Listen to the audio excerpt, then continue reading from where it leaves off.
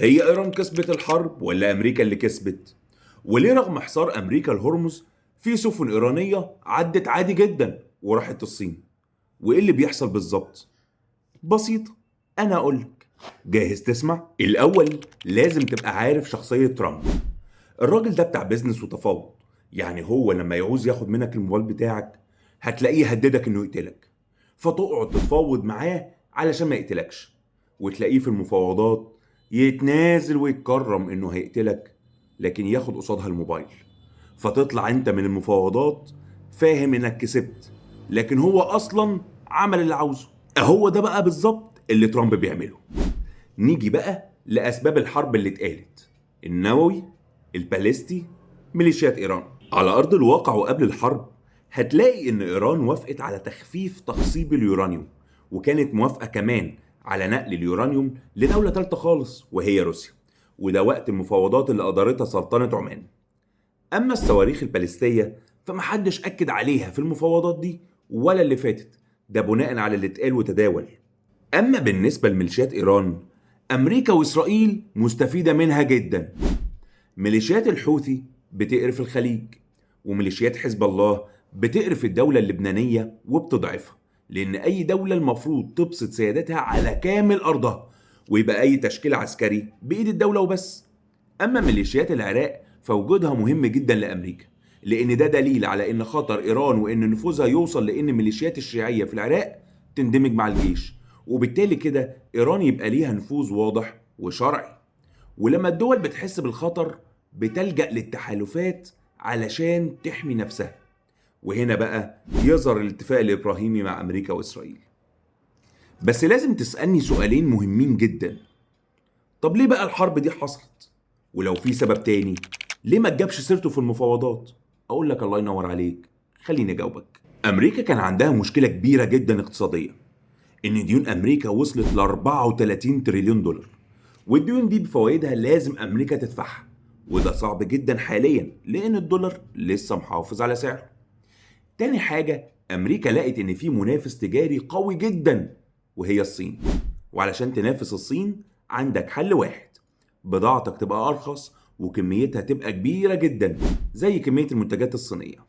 أمريكا لقت إنه ده صعب يحصل إلا لو زودت تكلفة الإنتاج على الصين، وده يحصل بحاجتين: تسيطر على الممرات المائية وتسيطر على البترول اللي بيشغل مصانع الصين. وعلشان كده تلاقي أمريكا مهتمة بكل حتة في العالم ليها ممر مائي بتعدي منه سفن تجارية. بدأت ببنما وسيطرت على الموانئ، وسيطرت كمان على فنزويلا أكبر احتياطي نفطي في العالم وأخدت البترول منها. باقي عندها قناة السويس وباب المندب وهرمز. هنا أمريكا لازم تشغل مخها. الممر اللي ما تعرفش تسيطر عليه تعمل فيه قلق يخلي شركات التأمين ترفع بيه مبلغ التأمين على سفن الشحن، وبالتالي تزود التكلفة وطبعا السعر يزيد. وده شفناه لما الحوثي اعترض السفن اللي في باب المندب، وبالتالي السفن اللي بتمر بقناة السويس تقل أو تكمل وتزود المخاطرة فيزيد السعر. في مضيق هرمز بقى الدنيا كانت ماشية عادي جدا ومن غير أي رسوم، لكن دلوقتي في حصار أمريكي وإيران بتقفل المضيق، وبكده تكون أمريكا عملت اللي عاوزاه. بس طبعا في سؤال تاني مهم: ليه بقى رغم الحصار في 3 سفن إيرانية عدت من الحصار وراحت الصين؟ أقول لك حلوة جدا السؤال ده وأنا هجاوبك عليه. لأن الصين عارفة المخطط ده ومجهزة الحل، اللي بالمناسبة مربح جدا لأمريكا.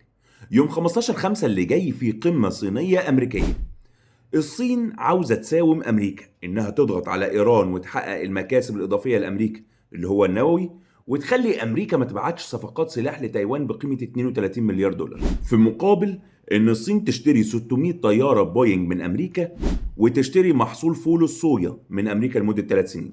بدأته فعلا في 2025 لما اشترت 12 مليون طن متري.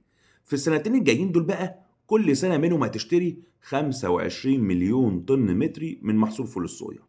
الصفقات دي هتخلي الداخل الأمريكي يتبسط بيها ويحرك السوق الأمريكي، وفي نفس الوقت تخدم على أمريكا في انتخابات التجديد النصفي للكونجرس في شهر 11 اللي جاي، اللي لو كسب فيها الحزب الجمهوري بتاع ترامب يضمن إن سياسته تتحقق وتمشي زي ما هو عاوز. وعلشان السبب ده بقى إيران معصلجة في المفاوضات لأنها عاوزة تثبت لأمريكا إن محدش يقدر يملي شروطه عليها ولا حتى الصين. وحتة مضيق هرمز دي ترامب ما بيجيبش سيرة إنه عاوز يبقى فيه هناك قلق، لأن أصلا هو ده الهدف اللي هيفاوضك عليه. كده فاضل إني أسألك أنت سؤال واحد بس، تفتكر طريقة ترامب دي هتمشي ويحقق هدفه، ولا ممكن المرة دي تقلش من أمريكا وما تكسبش منها حاجة؟ مش قلت لك تتابعني علشان أقول لك اللي بيحصل حواليك ببساطة؟